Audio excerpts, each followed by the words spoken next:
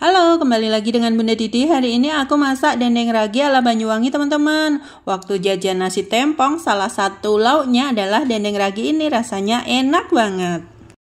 Jadi pengen buat sendiri deh di rumah. Oke, langsung aja kita siapin alat untuk masak ya.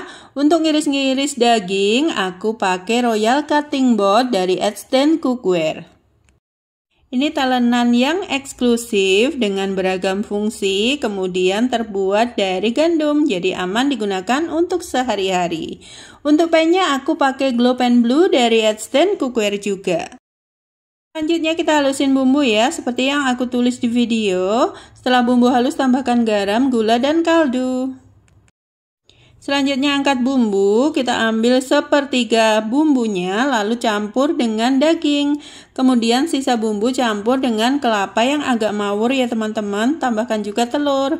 Kemudian kita lumurkan ke daging yang udah dipotong tipis-tipis tadi. Lalu tinggal goreng di minyak yang sudah panas hingga matang.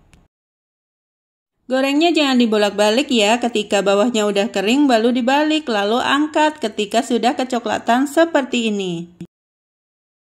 Nah, ini dia dendeng raginya udah siap disajikan. Enak banget rasanya teman-teman. Oke, selamat mencoba ya.